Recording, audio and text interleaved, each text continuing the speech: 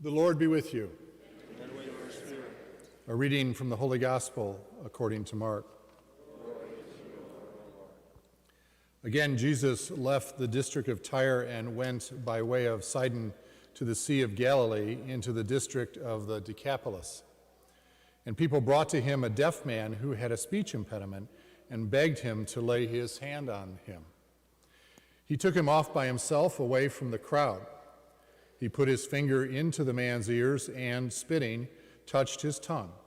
Then he looked up to heaven and groaned and said to him, "Ephphatha," that is, "be opened."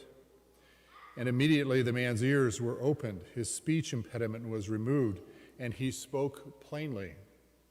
He ordered them not to tell anyone, but the more he ordered them not to, the more they proclaimed it.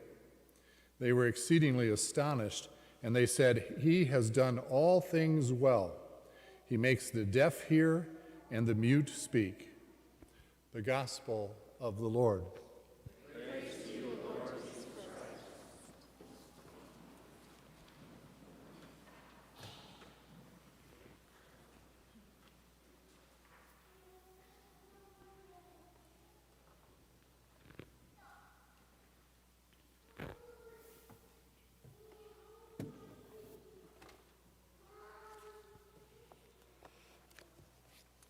So today, back together again, we hear the Lord do something a little different,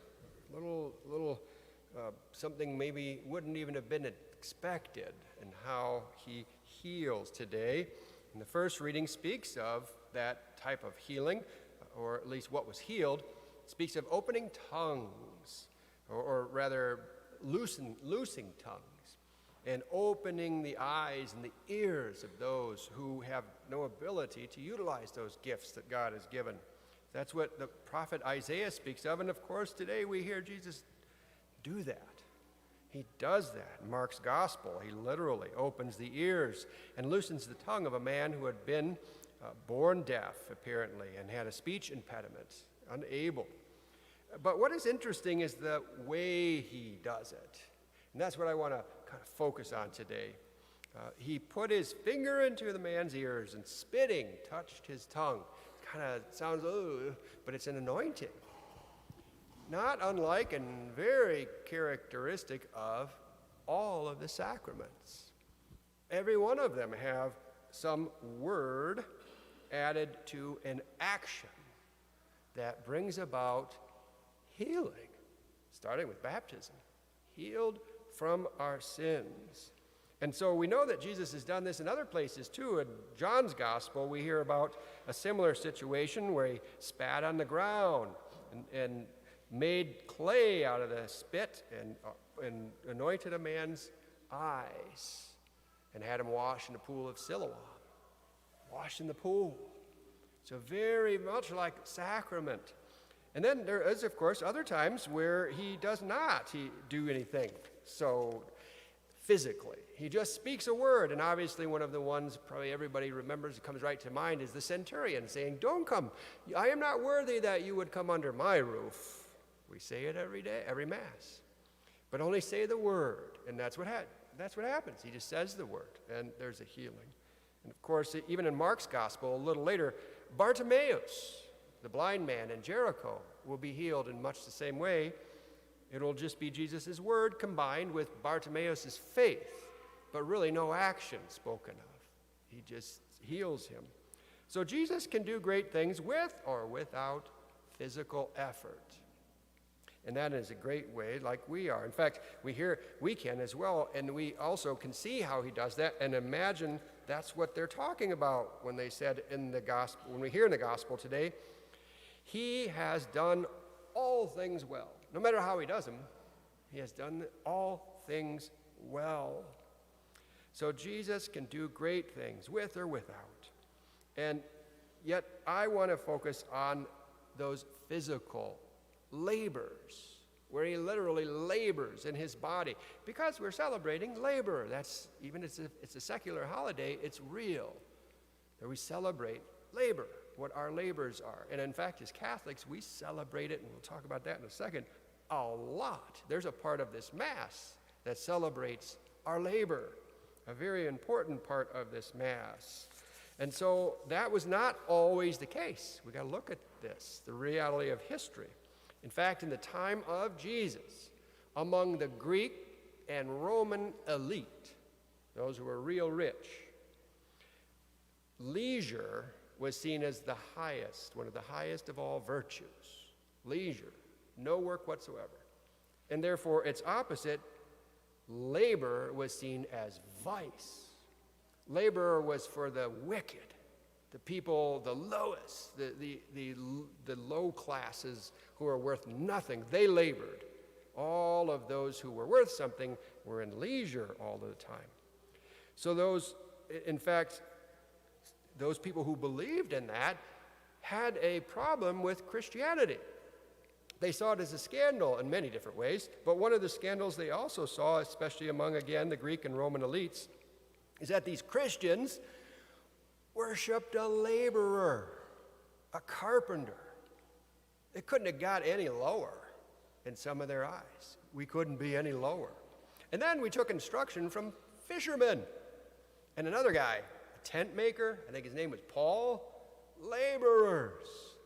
That was all scandal at the time of Jesus among, again, the Greeks and particularly the Greeks and the Romans, but it also snuck into the Jewish circles. That's why we hear the letter from St. James say today, show no partiality within your assemblies. And it was not just, again, the Jewish assemblies, but he was speaking for the Gentile, and particularly the Gentile assemblies, who had brought some of this thought in. And he says, for if a man with gold rings and fine clothes comes into your assembly, and a poor person in shabby clothes also comes in, you pay attention to the one wearing fine clothes and say, sit here, please, while you say to the poor one, stand there.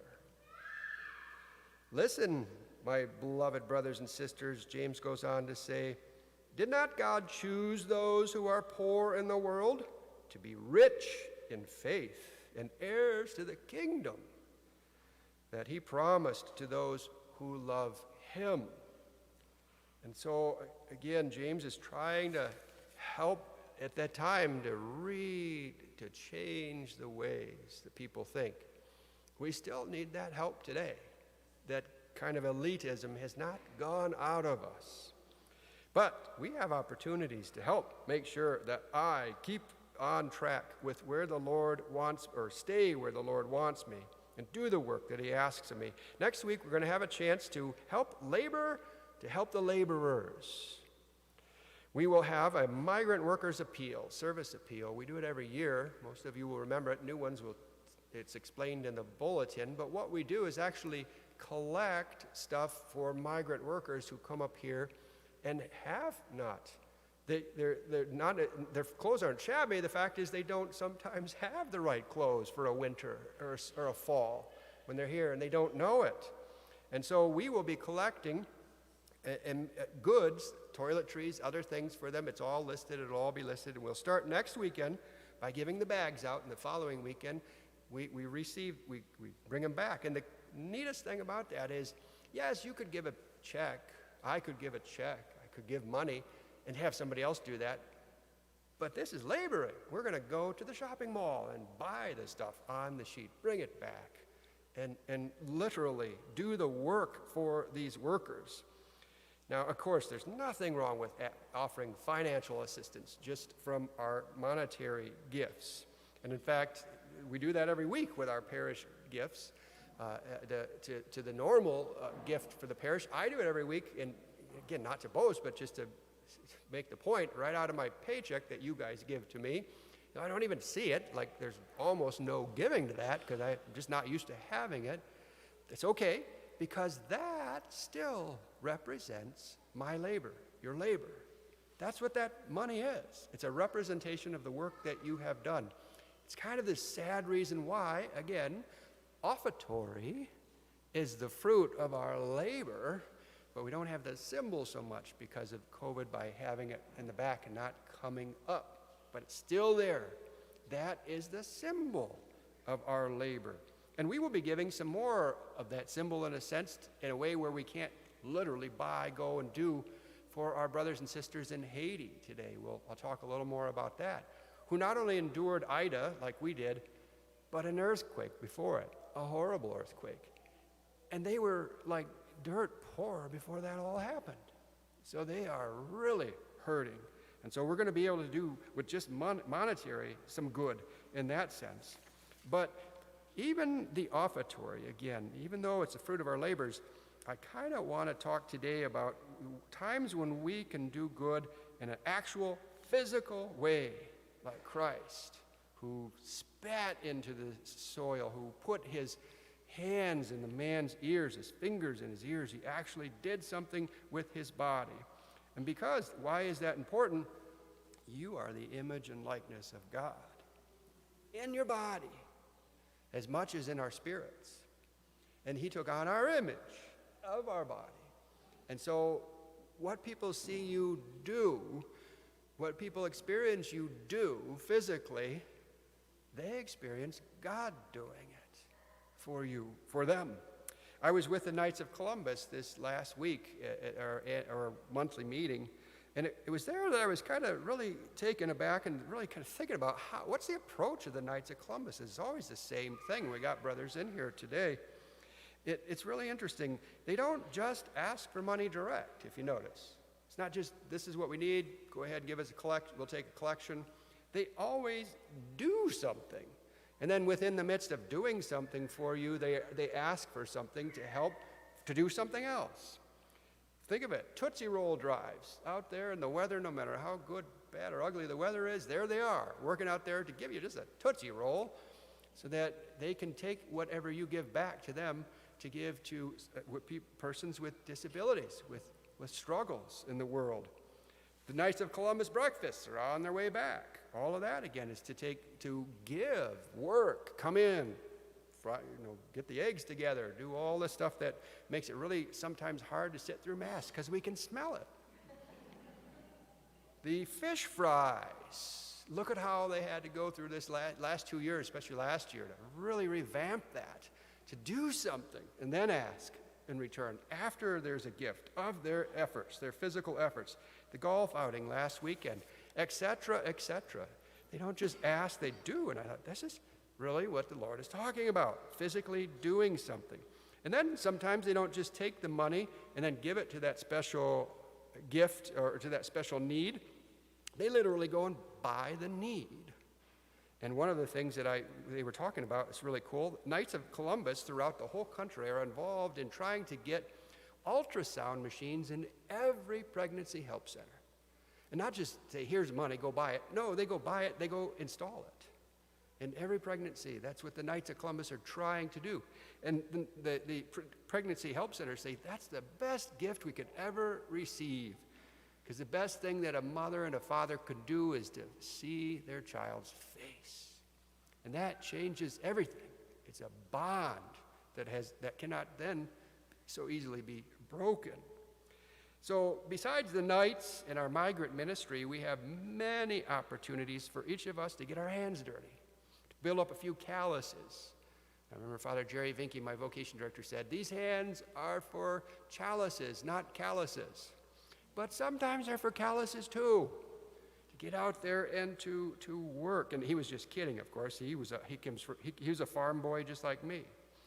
But one of the things that we're going to have in a couple of weeks is we're going to have a ministry fair, an opportunity for you. And I know a lot of you are already into ministry, doing things around here, but an opportunity for others who maybe don't know what I could do to find out what goes on here. And of course, the bulletin. Every week we have all kinds of opportunities. But these are opportunities to physically labor, to use my body, to act in my body for the good of somebody else. We are expanding our Eucharistic Homebound ministry. We're going to try to make sure that those who are at home who would love to receive communion but just haven't been asked, hey, can we help to make sure that they can receive communion? And we're going to need people to do it. We've already got a lot of people who are extraordinary ministers of Holy Communion, but we're going to probably need more to bring the bread of life to those who can't be here. We're going to also reestablish a homebound ministry kind of connected to that for other needs that could be out there from Anything like raking leaves to helping pick somebody up that would come here if they could, if somebody would just stop by and pick them up on a Sunday. God knows all the things that are out there that are needed in our community. And God knows how much we could and want to help take care of that need. We'll be letting you know, again, keep an eye on the bulletin, on what you could do, and there's already plenty of things that you could start now. No matter what you are able to do, you will be helping Jesus. You'll be helping his people, in your parish, his parish. And of course beyond, if we can find people beyond that we know have need. And then we'll be able to join Isaiah, who says today, we'll be able to say this to them: say to those whose hearts are frightened because they don't know how they're going to do this, get that done, accomplish this. Say to them, be strong, fear not, here is your God. He comes with vindication, with divine recompense. He comes to save you. And they're going to feel that through you, his image and likeness in the world.